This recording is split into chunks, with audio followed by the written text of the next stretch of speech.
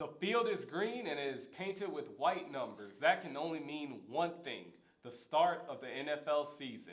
I'm Chandler Mack, and joining me today is Carson Mason.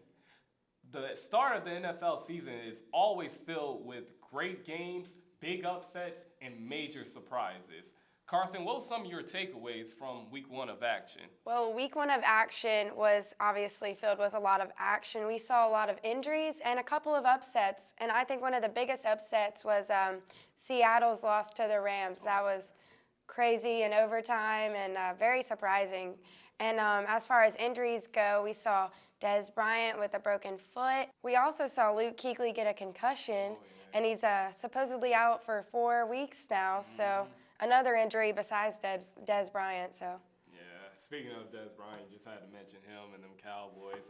I'm a Giants fan for everyone who doesn't know, and I watched the game last Sunday night, and it was a pretty interesting game for me. For those of you who aren't aware, the Giants played the Cowboys on Sunday Night Football, and they had the lead for most of the game. They were pretty much dominating. They had a 10-point lead in the fourth quarter, but the Cowboys were able to trim it to a 3-point lead for the Giants. But the Cowboys used all 3 of their timeouts on the Giants' last drive, taking it into the 2-minute warning. And then, for some strange reason, out of nowhere, Eli Manning decides to tell running back Rashard Jennings, hey, man, even though we are 2 yards away from the end zone, don't score. Don't score. Just run out the clock. So what does Rashard Jennings do? He runs into the line 2 straight times. And then, for some strange reason, knowing the Cowboys didn't have any timeouts left, Eli Manning decides, hey, you know what I'm going to do?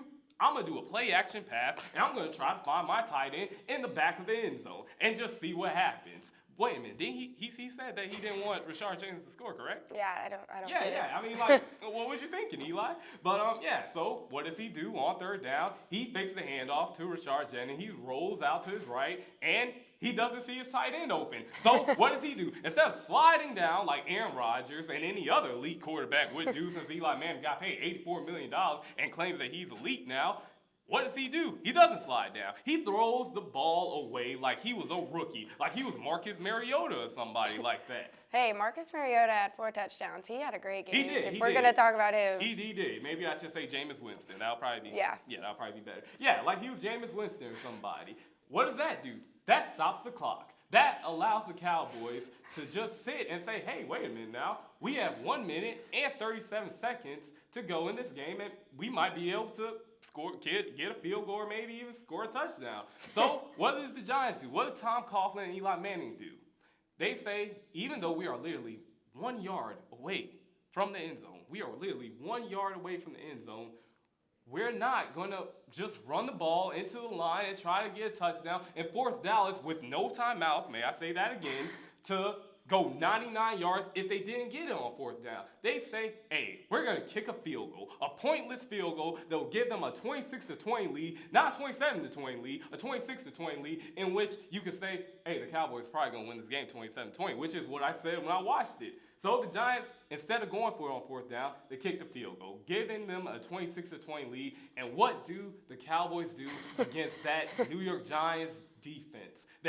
Do you know a linebacker on the New York Giants defense? Put me on the spot here now.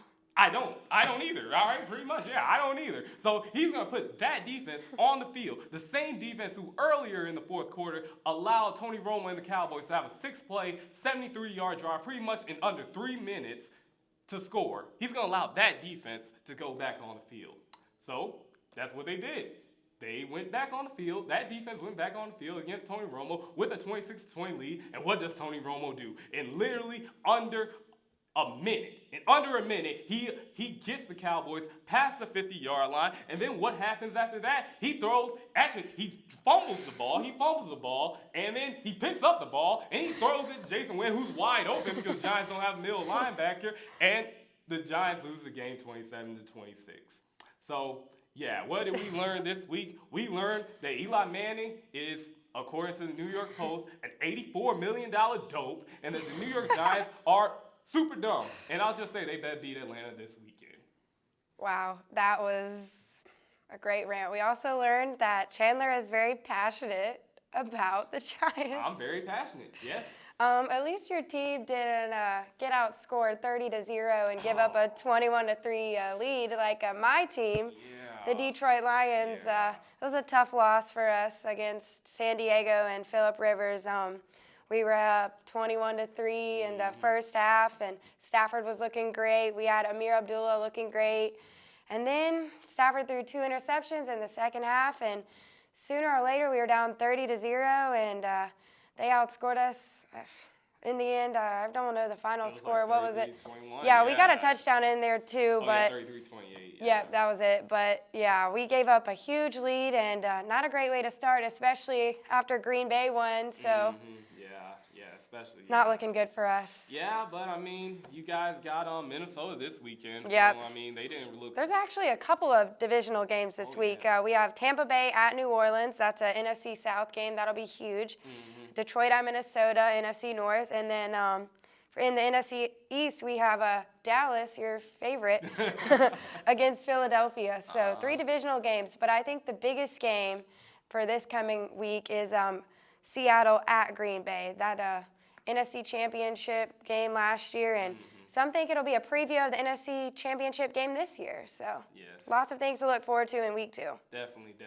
Another game that you didn't mention is Houston Texans against the Carolina Panthers. Right. In that game, Ryan Mallett is going to start the Ryan Mallett era in Houston, just as quick as the Brian Hoyer era ended in Houston. And he's going to go into Carolina, into Bank of America Stadium for the Carolina Panthers home opener. What do you see transpiring in that game? Well, I think the loss of Luke Kuechly will hurt the Panthers, and I mean, they're already without Kelvin Benjamin. They've had a lot of injuries, so I don't know. I think it'll be a close game, actually. The Panthers looked pretty good in their first game. They won 20-9. Who did they play? They played the Jaguars. Jaguars, yeah. The Jaguars, I mean, they're not great, but Cam looked good at some points. At other times, I don't know. It'll be interesting. If Cam can get it going at Bank of America, it'll be a good game. Yeah, I say the same thing. I think Ryan Mallett is going to have to wait to get his first win of the season for the Texans this week. Another game that you mentioned was the Tampa Bay Buccaneers heading into New Orleans. New Orleans, to play, yep. The Saints. What do you see happening in that game? Well, they're both 0-1 after week 1, so they're both going to really be wanting a win, especially since, the Panthers are already atop of the NFC South. So, I don't know. I think it'll be a tough. I don't know. Jameis Winston didn't play that well. Yeah, he didn't. And you have a veteran quarterback in Drew Brees going up against a rookie and the Jameis home Winston. opener for So, Drew Brees. yeah, Jameis Winston, he had a couple touchdowns, but he also had a lot of interceptions, Yeah. as did Drew Brees. But I think New Orleans will come out with a win. Yeah, I agree. I think New Orleans will get the win this week. I just think that Drew Brees is going to be a little too much for that Tampa Bay defense to handle. I mean, we saw what they did against Marcus Mariota last week. I mean, that was pretty pathetic to let a rookie do that to you. But yeah, another game this week is going to involve your Detroit Lions. Yep, Minnesota. Against Minnesota, like we said earlier. Do you think Detroit will get their first win of the season this week? I hope so. I mean, it is a big divisional game. I believe they can win this game if Stafford plays well like he did if they play like they did in the first half against the Chargers. I think they can definitely beat Minnesota. A key component of this game will be if they can stop Adrian Peterson and if Amir Abdullah, our rookie running back, can run as well as he did against the Chargers, because he did have a touchdown and he had pretty good yardage. So if he can, start running well against Minnesota's defense, I think the Lions have a good chance. Yeah, same here. I'm picking the Lions in that game too. I just think that Adrian Peterson, he's a little rusty. I think, as you saw Monday night, he only had 33 yards. It seems like they're kind of going away from using them as much as they did, and I think that formula is going to end up being not very good for the Vikings, and I think if they use that formula this week, it's just not going to work out for them. So I think Detroit will get their first win of the season. Yep, we need it. Yeah. Speaking of a team that needs their first win, as I said earlier, and as Carson said earlier, I'm very passionate about my New York Giants, and they will have their home opener this week at MetLife Stadium, where they will play the Atlanta Falcons. Now, I personally believe, even though I know that it doesn't sound like I have any faith. After that rant, yeah, I don't know. Yeah, after that rant, it doesn't sound like I have any faith in my team anymore. But I personally believe the New York Giants will bounce back this week. They will get their first win of the season. And I believe, bold prediction here, I think Eli Manning's going to throw 4 touchdowns. I think all the criticism he's gotten this week, including from myself, will force him to Mostly know. from you. Yeah, mostly from me. And the New York Post that he's going to end up bouncing back and having a great game this week. So I'm picking the Giants. Yeah, I agree with you. I think the Giants will definitely come away with a win. I know Atlanta had a good first game in week 1, but I don't know. I agree. I think Eli Manning will come back hungry for a win. Yeah, definitely. Let's hope he does. Just keeping it in the NFC East, the Dallas Cowboys will be traveling to Lincoln Financial Field this weekend to play the Philadelphia Eagles. And personally, I believe that the Eagles will end up winning this game again. Really? Their first win. Yeah, I do. Mainly, I hate the Cowboys. A little bit biased. Yeah, a little if bit you biased. can't tell. Yeah, a little bit biased. Not only that, I think that Philly, they lost last week against Atlanta, so I think they're going to be a little angry about that. Dallas, they're a little short-handed right now. They lost Des Bryant. Right. They also lost Randy Gregory, which a whole lot of people aren't talking about. They're Yeah. rookie defensive end, so I think that's going to definitely hurt their pass rush. I think Sam Bradford is going to be able to do pretty much whatever he wants against that secondary. DeMarco Murray, Ryan Matthews, Darren Sproles, they're going to be able to really run up on the Dallas Cowboys. So, yeah, I believe the Philadelphia Eagles will win this game pretty handedly, in my opinion. Okay. Well, I don't know about this game. I feel like Dallas could take it if they play as well as they did against your Giants in week 1. Yeah. But it's up in the air. I've seen reports that either team will win, so we'll just have to see it. It may go into overtime or something. You never know. It might. And now the last game in the NFC this week is going to be the Seattle Seahawks traveling to Green Bay, traveling to Lambeau Field to play Aaron Rodgers and the Green Bay Packers, a team who they beat. They got very lucky in beating them last year, but they beat in the NFC Championship game last season. What do you see transpiring in this game? Well, Seattle is definitely going to have to play a lot better than they did against the Rams if they want to beat the Packers. When the Packers played the Bears in week 1, they were pretty much flawless. Aaron Rodgers had 0 interceptions, 3 touchdowns. Russell Wilson's going to have to play better if they want to beat the Packers this year. Definitely. I don't think that they're going to beat the Packers this year. Well, at least not right now. Maybe a little later because, as I said, I think the Seahawks are going to get to the Super Bowl. But I have them going 0-2 this week simply because Aaron Rodgers, he's going to be in Lambeau Field. He got his boy James Jones back, even though they lost Jody Nelson. James Jones really has played great in week 1 for them. I mean, it's crazy. The Giants got rid of him too. So it's like, once again, don't know what they're doing. But he got him back. So I think that's going to definitely help them. I think that Eddie Lacy is going to be able to run on the Seattle defense. I agree. And I just honestly think that Green Bay is just going to be very motivated to play Seattle again. Yeah, they'll want some revenge for sure. Exactly. But the good news for Seattle is even if they do lose and go 0-2, they had a slow start last year and managed to win 6 games in a row and make it to the Super Bowl. So even if they lose, they'll still be in it. I won't count them out. Yeah, that's not going to be a big deal. But I think both of us agree that Green Bay will Yep. win. It would help my Lions, though. If Yeah. Seattle won. Yeah, that would help. It would definitely help your Lions, but might not happen. Well, that pretty much wraps things up for us with the NFC. Let's kick it to Dalton, Lorenzo, and our boy D'Angelo, who will kick things off in the AFC for you. Hello, it's Lorenzo Campbell here again with Dalton Aho, along with our new addition, D'Angelo Stevenson, and we're here to give a preview of the AFC for this week. But to start off, we want to give a recap of last week's game, starting off with Pittsburgh versus New England. Yeah, New England won this one 28-21. Tom Brady threw 3 touchdown passes to Gronkowski, and it was the Brady and Belichick show. Kansas City came in really strong in Houston, began to slump in the second half, but came away with the win, 27-20.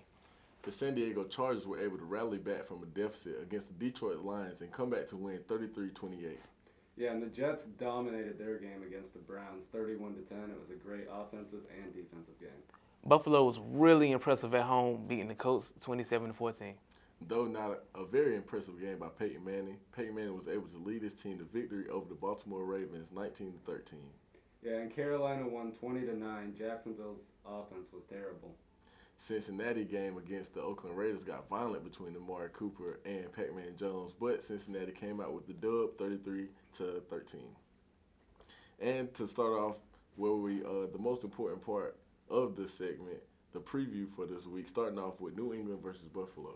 Yeah, and Bill Belichick has Rex Ryan's number, so I think that it's going to be interesting to see how a new atmosphere will work for Rex Ryan and whether or not he can overcome the previous challenges he's had. I want to see what the New England secondary has to do against Tyrod Taylor and that impressive offense. What I want to see is how Buffalo is going to handle Gronk. Rex Ryan has gone out and said that he may have 3 people against Gronkowski, which I really want to see how they're going to handle him. Gronk is a handful all in his own. This game, I have to give it to Buffalo 28-21. Yeah, I'm going to say New England 21-17. I think it's going to be a nail-biter. Buffalo 28-21. The next game we have is San Diego versus Cincinnati. What do you got to say about that one? Yeah, San Diego, Phillip Rivers looked great last week, putting up over 400 yards, and I think A.J. Green had a good game too. And Tyler Eifert's a top-end tight end. San Diego, I believe, is a team that everybody needs to watch out for in the AFC. Last week they looked great behind Phillip Rivers, and I believe a sleeper this week is going to be Stevie Johnson. So I believe San Diego is going to be the team to prevail. Phillip Rivers, he's playing worth of that contract he got over the summer, so I think he's going to look really impressive against the Cincinnati defense. Definitely, and I have San Diego 35-28 over Cincinnati. I think Cincinnati pulls this one out 31-24. I think San Diego pulls it out 35-21. Our next game could be a big one if Johnny Manziel gets to start against Marcus Mariota. Tennessee is taking on Cleveland, and Marcus Mariota had a great game last week and one of the best rookie debuts that we've seen since Cam Newton. Yeah, it was nice seeing a Tennessee Titans wide receiver relevant again. Magic Mariota was really impressive with 209 yards and 4 touchdowns. This game here, I had to give to Tennessee 24-18. I think Cleveland pulls this out. They get their season going, and they win 24-21. I think Tennessee pulls it out 21-7.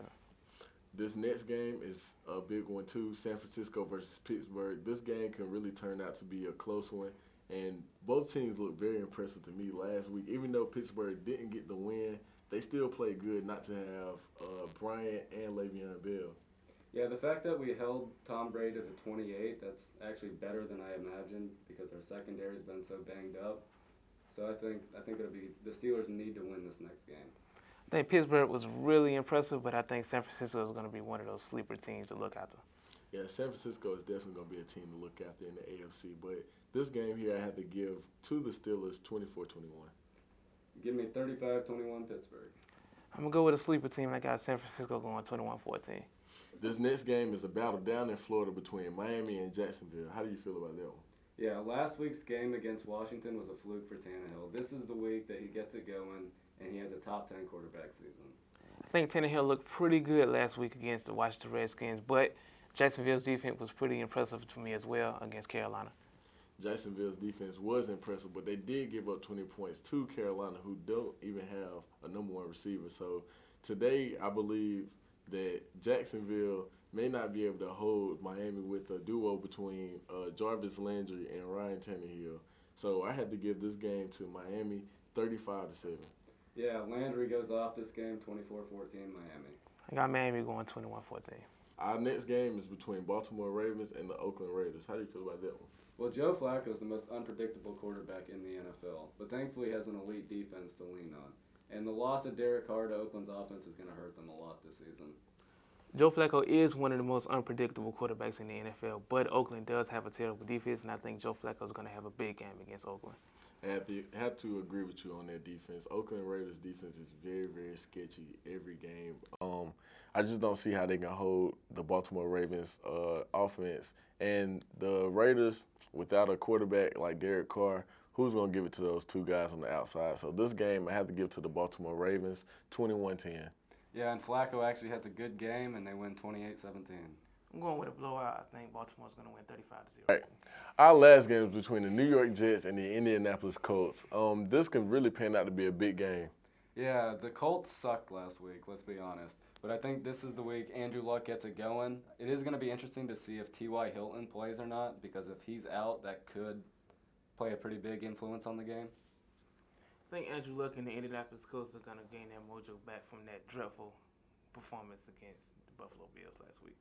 I believe the Jets played really, really impressive last week, and I believe they can really have a chance to upset the Colts this week. But the Colts, they're just going to be a little bit too much for the Jets this week, and I believe, just like you said, this could be the game that gets the Colts their mojo back and gets Andrew Luck back to where he's an elite quarterback again. I believe the Colts take this game 28-24. Yeah, the Jets have no chance. 31-20 Indy. I'm going with 35-0 for the blowout. That's my team, so I'm sticking with it. Well, that's all I like to hear. That pretty much wraps everything up. On behalf of Capital City Sports, I'm Lorenzo Campbell, and we'll see you next time.